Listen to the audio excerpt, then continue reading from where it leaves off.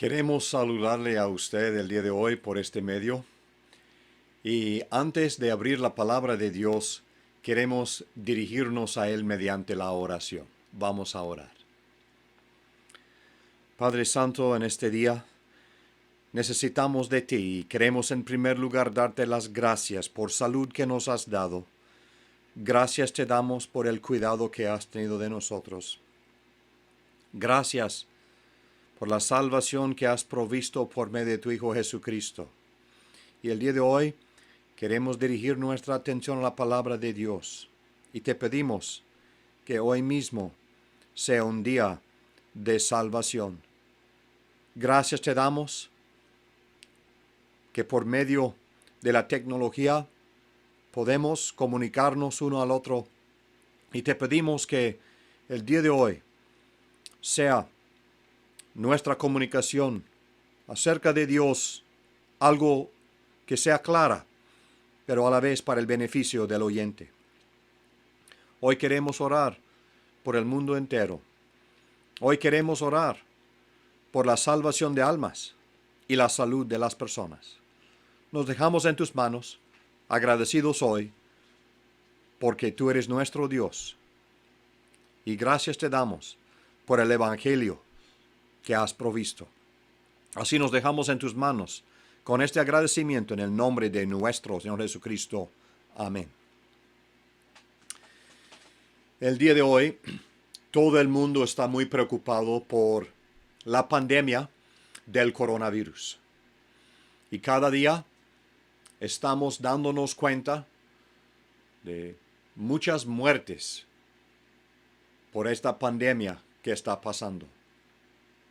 Esto nos hace pensar en verdades espirituales y vemos la urgencia y la gran necesidad de poner atención a lo espiritual en cuanto a nuestros seres. La pandemia mundial, así llamada, mientras es algo que ha afectado a todo el mundo, tal vez hay uno que otro que pueda escapar de ser contagiado, aunque probablemente la mayoría de los seres humanos, tarde que temprano, vayamos a ser contagiados con coronavirus. Pero al ver que esto es algo que afectó a todo el mundo, esto me hizo pensar en la palabra de Dios, en otros hechos que también afectaron a todo el mundo. Y por lo tanto, he estado pensando en diferentes eventos en la Biblia, lo que Dios nos registra, cosas que fueron o a que afectaron a todo el mundo. Por lo tanto, hoy quiero leer en los primeros versículos en la Biblia. Quiero leer en el libro de Génesis capítulo 1 y voy a leer los primeros 5 versículos. Dice así la palabra de Dios, Génesis capítulo 1, desde el versículo número 1. En el principio creó Dios los cielos y la tierra estaba desordenada y vacía, y las tinieblas estaban sobre la faz del abismo, y el Espíritu de Dios se movía sobre la faz de las aguas. Y dijo Dios, sea la luz. Y fue la luz. Y vio Dios que la luz era buena, y separó Dios la luz de las tinieblas, y llamó Dios a la luz día, y a las tinieblas llamó noche, y fue la tarde y la mañana un día. También quisiera leer en la segunda carta de Pablo a los Corintios, y quiero leer en el capítulo número 4, segunda de Corintios y el capítulo número 4. Dice así el versículo 4 en adelante, en los cuales el Dios de este siglo cegó el entendimiento de los incrédulos, para que no les resplandezca la luz del evangelio de la gloria de Cristo, el cual es la imagen de Dios. Porque no nos predicamos a nosotros mismos, sino a Jesucristo como Señor, y a nosotros como vuestros siervos por amor de Jesús. Porque Dios, que mandó que de las tinieblas resplandeciese la luz, Es el que resplandeció en nuestros corazones para iluminación del conocimiento de la gloria de Dios en la faz de Jesucristo. Con estos versículos vamos a poder aprender verdades del Evangelio. Y así que quiero notar de la escritura que hemos leído estos detalles. Estoy enfocándome en los primeros 5 versículos de nuestra Biblia. A la vez leí en el Nuevo Testamento lo que es la explicación de lo que Dios hizo en estos primeros versículos de la palabra de Dios. Quisiera notar en primer lugar algo hoy acerca del diseño de Dios, cuando Él iba a hacer el mundo y todo lo que tenía que ver con esta creación. Esto es porque Él diseñó el mundo. En segundo lugar, quiero notar algo acerca del deseo de Dios, porque a veces pensamos en Dios como un ser que Él mismo nomás hace y sin pensamiento, sin emoción, Él trabaja. Pero no es así. El deseo de Dios, vamos a ver lo más íntimo de su ser en lo que Él mismo hizo y dijo en estos versículos. En tercer lugar, quisiera ver hoy el dicho de Dios, porque en el primer capítulo de nuestra Biblia, unas 10 veces vamos a leer las palabras y dijo Dios, y Dios dijo también Dios. Y así vamos a ver lo que Él dijo en estos versículos. Y quisiera yo notar algunos detalles acerca del día número 1 de Dios. El último versículo que leímos tiene que ver con este día, que Dios mencionó que era la noche y el día, el primer día. Así que, cuando llegamos aquí de nuevo, algo que afectó el mundo entero, el diseño de Dios. Yo quisiera recordarnos que Dios es el creador. Él es el que creó todo el mundo. Y en el versículo número 1 vamos a entender de que Dios de la eternidad tenía este propósito de crear el mundo. Y aquí tenemos ahora el hecho de que en el versículo 1 ya existe toda materia, todo tiempo, todo espacio, toda energía. Ya lo hizo todo. Y en los versículos que siguen, vamos a ver cómo Él pone en orden cada una de estas cosas. Pero Él es el creador. Quiero notar también en estos versículos no solamente el creador y quién es Dios mismo, pero quiero notar el cuidado con que se hizo. Yo quiero enfatizar de que toda la creación fue hecho sin pecado. No existía el pecado todavía en el mundo. Dios hizo todo perfecto. Y cuando Él hizo esta creación, la característica de Dios mismo estaba estampada sobre la creación. Pero quiero notar otra cosa en cuanto a esta creación. El centro de su creación, en este entonces, fue el mundo, o sea, la tierra. Y mientras científicos nos enseñan de que el centro del universo es el Sol y todo gira alrededor del Sol, científicamente entendemos cómo esto es verdad. Pero yo quiero notar de que en el centro del corazón de Dios está la tierra. Y de hecho, en estos días de la creación, el centro de la creación fue una zona que se llama el Edén. Y en el Edén había un huerto. Y Dios quería esto para que el hombre se pudiera ver con Él, o sea, que pudiera comunicarse con Él, pudiera estar en comunión con Dios mismo. Esto es lo que Dios mismo quería. Un lugar donde poder reunirse con el hombre. Entonces el Creador tenía esto en su corazón. De hecho, esto me lleva a mi segundo punto, que es el deseo del corazón de Dios. Y cuando llegamos aquí, al ver en su corazón, Dios tenía ese gran deseo de poder mostrar su amor, de poder expresarse con el hombre, y por lo tanto hizo la tierra, también hizo el hombre, para que él pudo comunicarse con el mismo hombre. Ahora usted y yo sabemos de que entró el pecado, y por el pecado el hombre está destituido de la gloria de Dios, de la presencia de Dios mismo.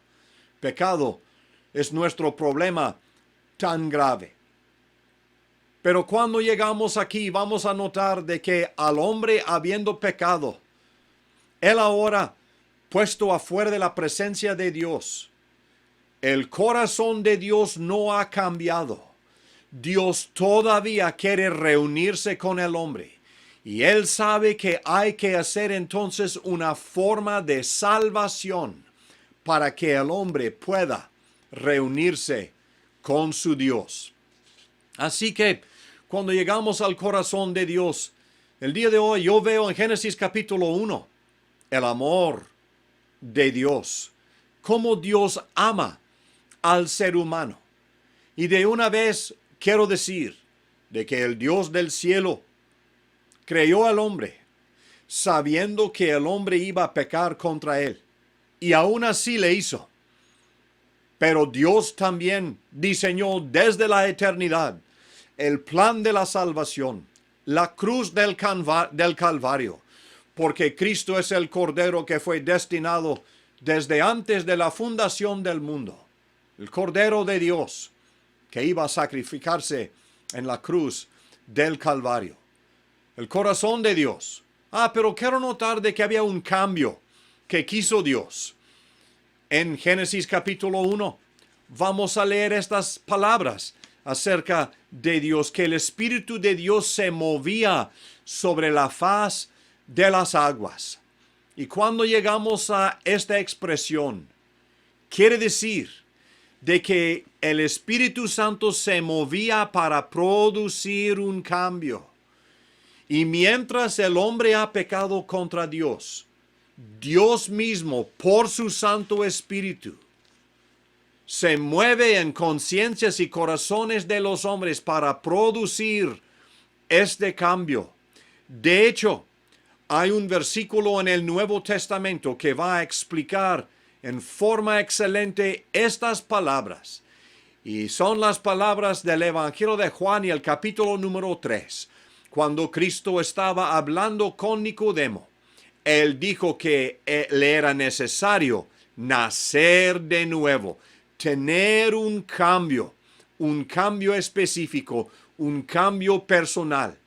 Entonces el Espíritu Santo de Dios se movió sobre la faz de las aguas para producir este cambio. Hay alguien que nos oye el día de hoy, que tal vez pudiera pensar lo que está pasando en el mundo del día de hoy es la voz de Dios para producir un cambio.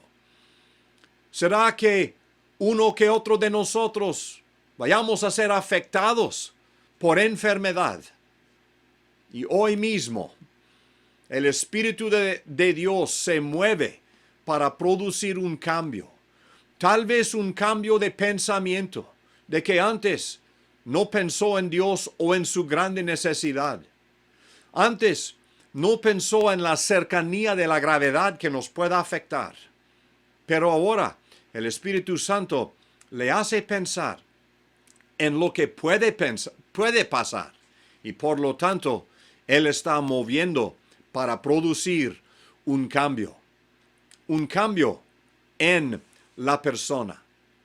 Y algo que tal vez debo aclarar es de que mientras enfermedad puede afectar la salud física, estamos hablando acerca de una pandemia tan grande que afecta la salud espiritual, el pecado mismo que mora en la persona y el pecado que causa que uno vaya a la perdición. Pero el Espíritu Santo se mueve para producir un cambio. Pero otra cosa quiero notar, un detalle en cuanto al deseo de Dios. No solamente el corazón de Él, que quiere comunicarse con el hombre y tener comunión con el hombre. No solamente el cambio que quiere producir, siendo el hombre pecador, y ahora Dios quiere que sea un hombre salvo. Pero quiero notar el control dado. Nosotros lo llamaríamos el libre albedrío.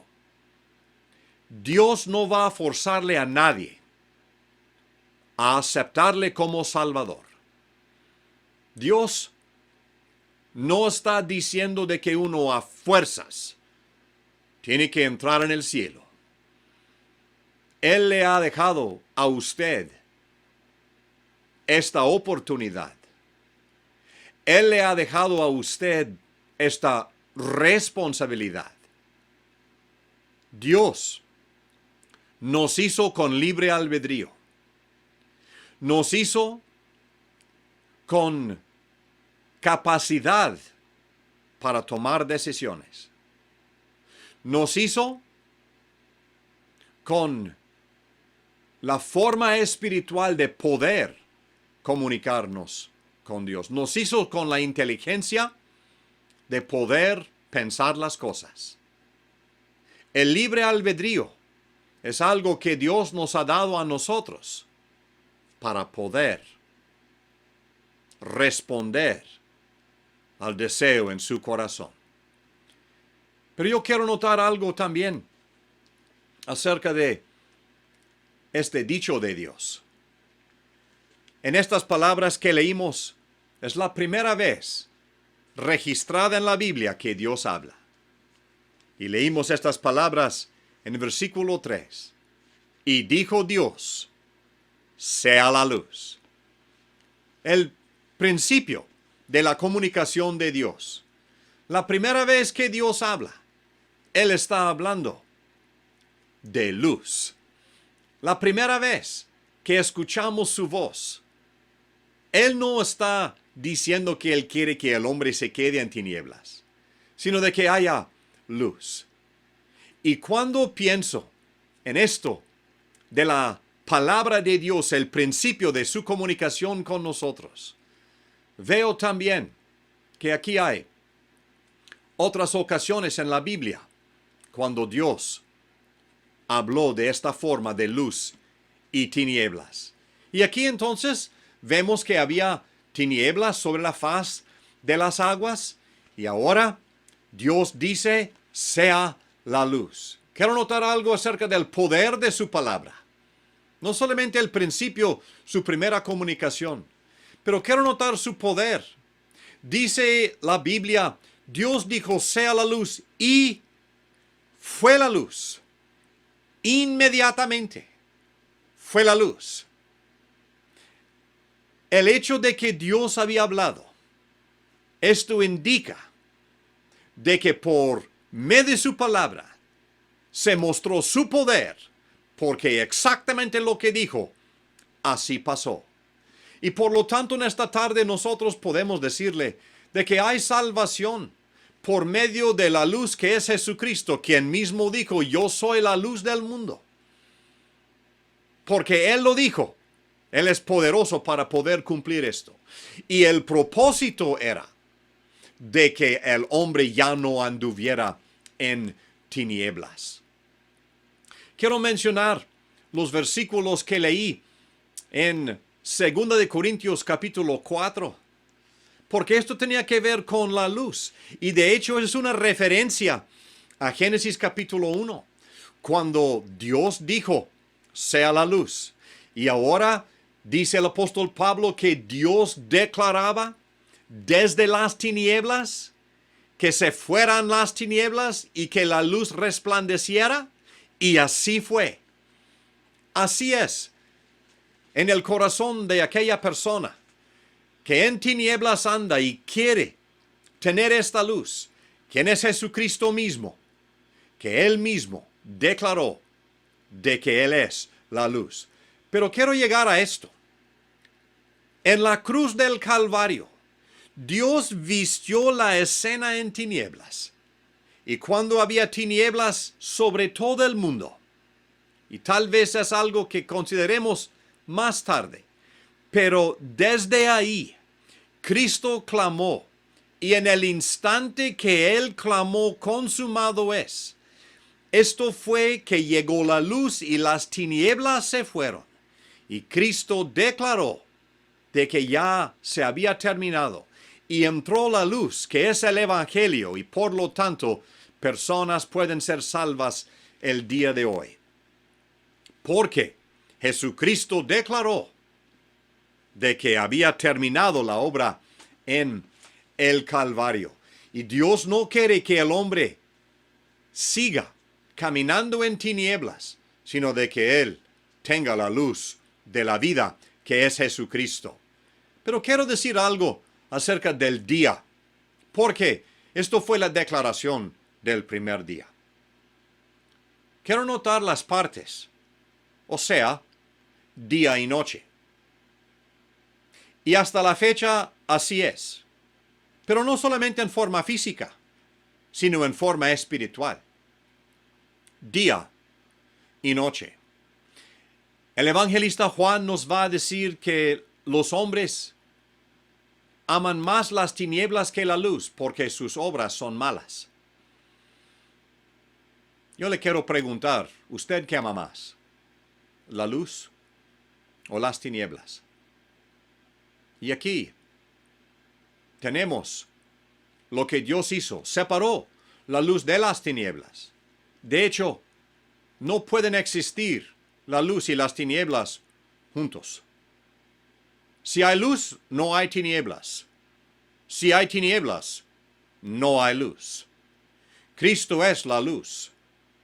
Si usted tiene tinieblas en su vida, no tiene a Cristo. Si usted tiene a Cristo, las tinieblas espirituales ya se fueron. Pero no solamente las partes, día y noche. Y nomás quiero enfatizarlo de que hay una separación. O uno es salvo o no.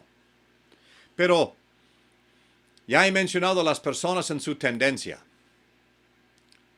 El mundo va de mal en peor y así va el hombre.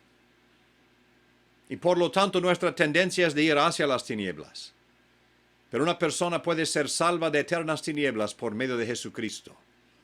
Él, el día de hoy, está listo para recibir a alguien que quiere aceptarle personalmente.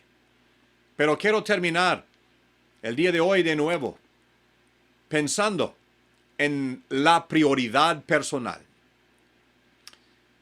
Si esto es importante para usted y lo está pensando, usted mismo va a poner prioridad en su eterna salvación. Pero si no le ha afectado ni su pecado, ni la pandemia, ni pensamientos personales acerca de este hecho, puede ser que usted siga en tinieblas.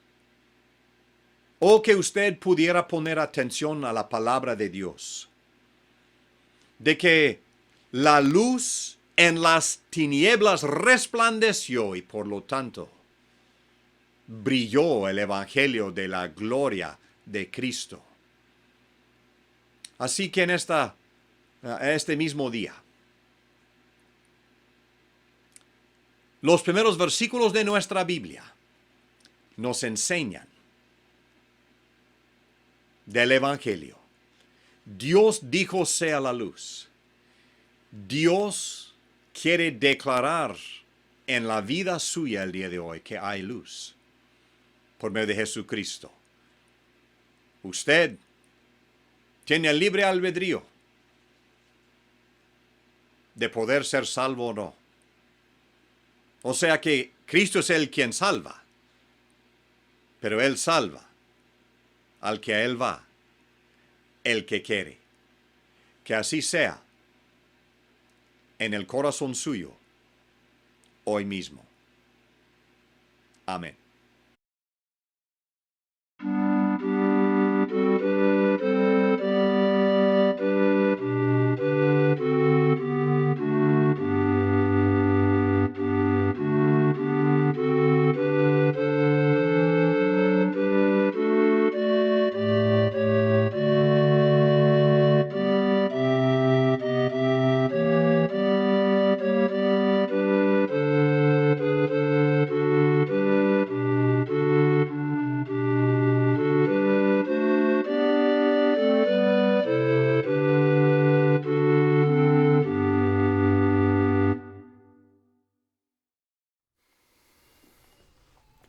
Bueno, vamos a continuar con la predicación del Evangelio. Quisiera en esta ocasión compartir con ustedes 3 pasajes en el Evangelio de Lucas.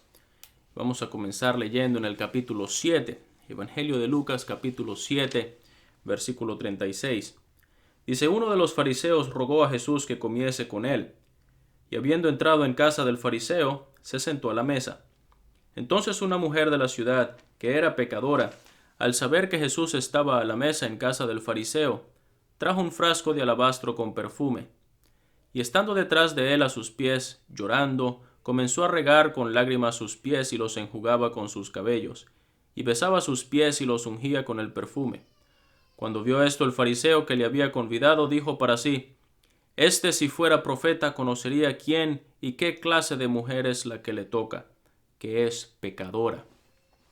Ahora, Evangelio de Lucas también, capítulo 15 y el versículo 1. Dice: se acercaban a Jesús todos los publicanos y pecadores para oírle, y los fariseos y los escribas murmuraban, diciendo: Este a los pecadores recibe, y con ellos come. Por último, el capítulo 5, y vamos a comenzar leyendo el versículo 20. Esta es la historia cuando traen al Señor Jesucristo un paralítico, lo traen 4 personas cargado y lo bajan por el techo de la casa. Y el Señor Jesucristo, vamos a ver lo que dice, versículo 20. Al ver él la fe de ellos, le dijo: Hombre, tus pecados te son perdonados. Entonces los escribas y los fariseos comenzaron a cavilar, diciendo: ¿Quién es este que habla blasfemias? ¿Quién puede perdonar pecados sino solo Dios? Jesús entonces, conociendo los pensamientos de ellos, respondiendo les dijo: ¿Qué caviláis en vuestros corazones? ¿Qué es más fácil, decir: tus pecados te son perdonados, o decir: levántate y anda?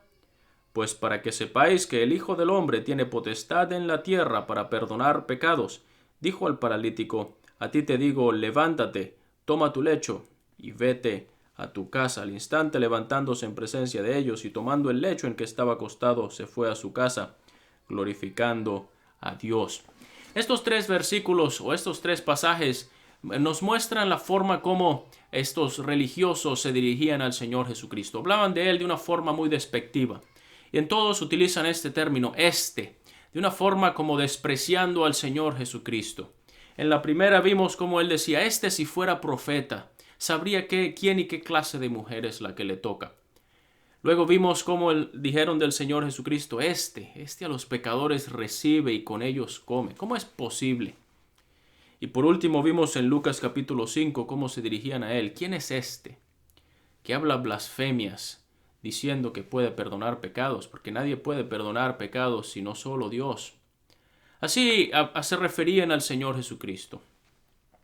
Pero es precisamente de quien queremos hablar. No hablar de él de una forma despectiva, por supuesto, como el mundo muchas veces se dirige a él, faltando el respeto, sin tener ningún tipo de reverencia hacia el Señor Jesucristo, de quien la Biblia nos habla. Él no es cualquier persona. A quien estamos predicando, Jesús, que fue crucificado, Dios le ha hecho Señor y Cristo. Dios manifestado en carne, el perfecto y santo, inocente Hijo de Dios, aquel que sostiene todas las cosas, aquel de quien que es el dueño del universo, quien nos da aliento y nos da todas las cosas, el creador del universo, el creador de todo. Es a él a quien nosotros estamos predicando, el Señor Jesucristo. Pero cuando se referían a él, se referían de una forma muy despectiva. No conocían cómo era Él. No conocían quién era Él. Por eso muchas veces personas en el mundo le rechazan y desprecian su nombre y lo utilizan como una forma quizás de burla, porque no le conocen a Él. La pregunta es, ¿tú le conoces? ¿Quién es Él para ti? ¿Tienes la misma apreciación o el mismo concepto que tienen las personas en el mundo, que tenían estos religiosos, de hablar de Él como cualquiera, como si no tuviera ningún valor? Pero lo primero que vamos a ver es lo que dice aquel fariseo cuando invitó al Señor Jesucristo. Él dice, si fuera profeta, sabría quién y qué clase de mujer es la que le toca.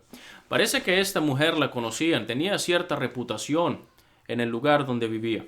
Personas sabían quién era, conocían su nombre, sabían qué hacía. No se nos dice específicamente qué clase de pecados eran los que ella cometía, pero obviamente era algo que a la misma vista de la sociedad era una vida muy, muy pecadora, muy pecaminosa.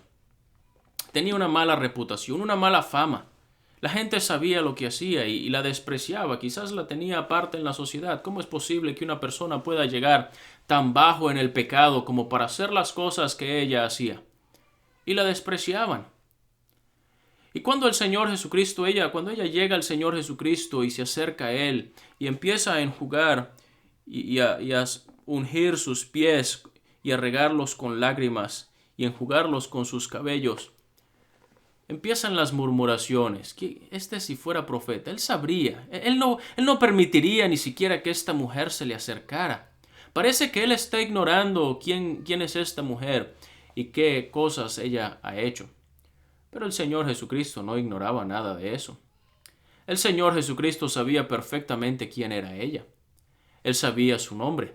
Él sabía de dónde vendría, quién eran sus padres, cuál era su familia. Él sabría perfectamente todas las cosas que ella habría hecho a lo largo de su vida. Nada escapaba de su conocimiento y nada escapaba de su atención. ¿Por qué? Porque Él conoce todas las cosas. Él conoce nuestra vida. No solamente conocía la vida de esta mujer que se le estaba acercando, conocía la vida también de aquel fariseo que estaba murmurando contra Él. Conoce la vida suya, conoce la vida mía. Él sabía más de lo que sabía este fariseo acerca de esta mujer. Las personas podían tener una apreciación acerca de ella por las cosas que quizás se habían hablado, se habían visto, que ella había hecho. Pero el Señor Jesucristo sabía muchísimo más de la vida de esta mujer de lo que sabía cualquier otra persona en el pueblo. Él sabía los más secretos, los más íntimos secretos de esta mujer. Él sabría los motivos por los cuales ella estaba haciendo las cosas que hacía. Ella conocía su pasado, conocía su presente, conocía su futuro. Y así ocurre con cada persona en el mundo. Él conocía a este fariseo. Él les decía, más adelante en el ministerio del Señor, Él les va a hablar de una forma muy directa en cuanto a las cosas que estos fariseos hacían. Ellos querían hacerse ver frente a la sociedad que ellos eran personas completamente irreprochables, que nadie los podía señalar, que no tenían pecados, que ellos eran personas muy correctas. Pero Jesús les va a hablar de la hipocresía que ellos tenían, que ellos estaban llenos de iniquidad también, que ellos, aunque tenían una apariencia externa muy piadosa a los ojos de los demás, que por dentro estaban llenos de inmundicia y de corrupción. Porque el Señor Jesucristo es Dios y Él conoce todas las cosas en nuestro corazón. Dice aún lo más secreto. El libro de Hebreos nos va a decir que antes bien todas las cosas están desnudas y abiertas delante de los ojos de aquel a quien tenemos que dar cuenta. ¿Puede imaginarse eso? Todo ser humano va a tener que estar delante de Dios y dar cuenta delante de Él por lo que ha hecho. Y frente a Dios toda nuestra vida está completamente expuesta. No hay secretos, no hay cosas en las cuales podamos esconder. Él como si fuera sabe todo, absolutamente, los secretos más íntimos, las cosas que más nadie sabe, los pensamientos que hemos tenido, el odio que ha sentido nuestro corazón, el enojo, la envidia. Él sabe todas las cosas que hemos visto, la codicia en nuestro corazón. Él sabe todas las cosas que hemos dicho, Él sabe todas las cosas que hemos hecho. Él lo sabe todo. No hay secretos para Él. En una ocasión, una mujer que tuvo un encuentro con el Señor, una conversación con el Señor Jesucristo. Ella, después de haber hablado con el Señor, ella regresó al pueblo y le empezó a decir a las personas: vengan para que vean a un hombre que me ha dicho todo cuanto he hecho. Ella había quedado expuesta delante de los ojos del Salvador. Ahora, el Señor Jesucristo no ignoraba nada de lo que esta mujer había hecho. Él conocía todo acerca de ella. Él conoce todo acerca de usted. Puede que frente a incluso sus familiares o frente a otras personas entre los vecinos, compañeros de trabajo, compañeros de estudio, otras personas, haya muchas cosas que no sepa acerca de usted. Y eso está bien. Damos gracias de que no podemos saber todas las cosas acerca de las demás personas. Pero Cristo sí sabe todo acerca de las demás personas, acerca de todas las personas. Y Él puede ver el pecado porque puede ver hasta lo más profundo. No hay nada que podamos esconder delante de Él. Entonces, decirle a Cristo que no hemos pecado, que no hemos hecho nunca nada malo, sencillamente es algo que no tiene ningún valor, no tiene ninguna base, porque Él puede ver todo en nuestra vida. Pero quizás ha escuchado a personas decir: bueno, mientras más conozco a la gente, más quiero a mi perro. Porque así pasa. A medida que conocemos más cosas de algunas personas, podemos pensar: ¿realmente eres capaz de decir algo así? ¿Eres capaz de pensar algo así? ¿Cómo es posible que hayas hecho algo como esto? Pero la verdad es que el Señor Jesucristo conoce absolutamente todo de nuestra vida. Pero ¿sabe otra cosa que dijeron acerca de Él? Dice en el capítulo 15, a los pecadores recibe y con ellos come. Esto es una maravilla del carácter bondadoso y amoroso del Señor Jesucristo, que a pesar de que sabe todo de nuestra vida, a pesar de que Él conoce todo lo que hemos hecho, dicho, pensado, aún lo más secreto, Él nos ama. Él nos recibe, Él está dispuesto a perdonar nuestros pecados. Ahora, el hecho de que el Señor Jesucristo recibe a los pecadores no quiere decir de ninguna manera que Él se complace con las cosas que nosotros hacemos, o que Él va a pasar por alto o a ignorar nuestro pecado como si eso no tuviese ninguna importancia. De ninguna manera. El Señor Jesucristo, siendo Dios, Él es santo, Él es perfecto. Sin embargo, en su amor, Él recibe a los pecadores. Porque el Señor Jesucristo dijo: el Hijo del Hombre vino a buscar y a salvar lo que se había perdido. Es en esa condición de pecadores que Cristo nos quiere rescatar. ¿Precisamente para qué? No para que sigamos viviendo esa vida de pecado, sino más bien para sacarnos de allí. Él dice: para convertirlos de las tinieblas a la luz, de la potestad de Satanás a Dios, para que reciban por la fe que es en mí perdón de pecados y herencia entre los santificados. El Señor Jesucristo recibe a los pecadores. Él no desprecia a ninguno. Él no hace acepción de personas. No tiene que la persona tratar de reformar su vida para poder venir a Cristo, porque Cristo no acepta gente de mala clase, de ninguna manera. Él recibe a los niños, Él recibe a los adultos, Él recibe a los ancianos. Él recibe a las personas que han estado en vicios. Él recibe a las personas que piensan que han llevado una vida muy correcta. Él recibe a las personas, cualquiera sea la vida, cualquiera sea el estatus social, cualquiera sea la condición en la que se encuentren, cualquiera sea el lugar, el país, la cultura donde hayan estado. Él recibe a todos, Él a todos recibe a los pecadores. La invitación de la salvación es una invitación amplia. Es una invitación para todos. Es una invitación que te incluye a ti. Dios quiere salvarte. Y el Señor Jesucristo dice: el que a mí viene, yo no le echo fuera. ¿Cuál era el problema de estos religiosos? Que ellos no se daban cuenta de que necesitaban a Cristo. Ojalá que esa no sea su condición. Ojalá que ese no sea el pensamiento de su corazón, creer: a mí no me hace falta. Quizás le hace falta a otros, pero a mí no. El Señor Jesús dijo que los que están sanos no necesitan de médico, sino los que están enfermos. Dijo: yo no he llamado Yo no he venido para llamar a justos, sino a pecadores al arrepentimiento. Aquel que es pecador, que ha comprendido el pecado que hay en su corazón, que ha entendido que delante de Dios no hay nada que esté oculto y que necesita el perdón de sus pecados, Cristo le recibe. Cristo quiere perdonarle, Cristo quiere cambiarle.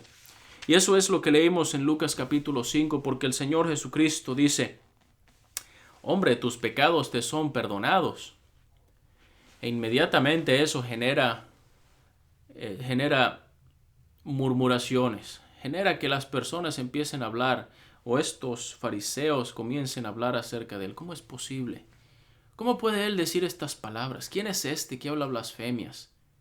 De ninguna manera él puede perdonar pecados, porque solo Dios puede perdonar pecados. Eso es una gran verdad. Solo Dios puede perdonar pecados.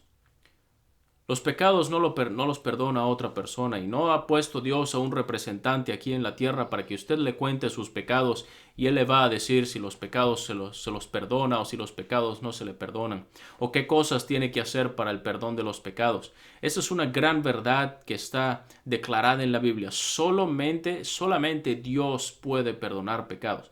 El problema que tenían estas personas es que no se daban cuenta de que el Señor Jesucristo era Dios. Ellos pensaban que el Señor Jesucristo era cualquier hombre. Porque eso sí sería una blasfemia, que una persona cualquiera pretenda asegurarle a otro que le puede perdonar los pecados. Esto de ninguna manera. Solamente Dios puede perdonar pecados. Y el Señor Jesucristo es Dios. Y por eso Él puede perdonar pecados. Pero el perdón de pecados no viene así como así. El perdón de pecados tiene un costo muy alto. Porque dice el libro de Hebreos también que sin derramamiento de sangre no hay perdón de pecados. Es decir, que el perdón tiene un costo muy alto. Perdón no es algo que simplemente yo le pido a Dios y Dios lo otorga. Pero detrás del perdón tiene que haber una base, tiene que haber un fundamento por el cual se otorga ese perdón de los pecados. Y por eso el Señor Jesucristo era necesario que Él fuera a la cruz. Él murió en el Calvario. Él en la cruz, estando ya clavado en el Calvario, Él decía: Padre, perdónalos porque no saben lo que hacen. Él estaba pidiendo o clamando por perdón para estas personas, otorgando el perdón a estas personas que le estaban haciendo tanto daño. Pero aún más allá, el Señor Jesucristo no solamente estaba pensando en las personas que estaban allí crucificándole y hablándole con crueldad y con burla, pero estaba pensando también en los millones de personas que han vivido sobre el planeta Tierra, que todos necesitamos el perdón. Y Él en la cruz estaba ofreciendo su propia vida a cambio de la nuestra. Estaba tomando nuestro lugar, estaba llevando el castigo de nuestros pecados, porque no puede haber perdón a costa de la justicia. Pero Dios, que es justo y Dios que quiere perdonar al pecador y mostrar misericordia, en la cruz Cristo recibió sobre sí el castigo de nuestros pecados. Él sufrió, Él padeció el dolor para poder ofrecernos a nosotros el perdón, y habiendo derramado su sangre, habiendo entregado su vida en la cruz, ahora puede ofrecer el perdón de los pecados a aquel que se acerca a Él. Y la Biblia, siempre que habla del perdón de los pecados, habla en singular. Es decir, el perdón no es algo que uno le tiene que estar pidiendo a Dios todos los días. El perdón de los pecados es algo que se recibe por la fe en el Señor Jesucristo, confiando en Él como Salvador, creyendo que lo que Él hizo en la cruz es suficiente, que no hace falta más nada porque Él consumó la obra de la salvación. Y por eso dice el apóstol Pedro cuando predicaba el Evangelio allí en casa de Cornelio en Hechos capítulo 10, que de este dan testimonio todos los profetas, que todos los que en Él creyeren recibirán perdón de pecados. Esa es la maravillosa noticia del Evangelio, que hay perdón, que hay salvación en el Señor Jesucristo, que Él está dispuesto a recibir, que Él está dispuesto a perdonar, no importa cuál haya sido la vida. Todos necesitan el perdón, todos necesitamos el perdón. Cuando yo tenía 14 años, yo recibí este perdón por la fe en el Señor Jesucristo. Estoy seguro de que soy salvo, de que voy al cielo porque Él me ha dado el perdón.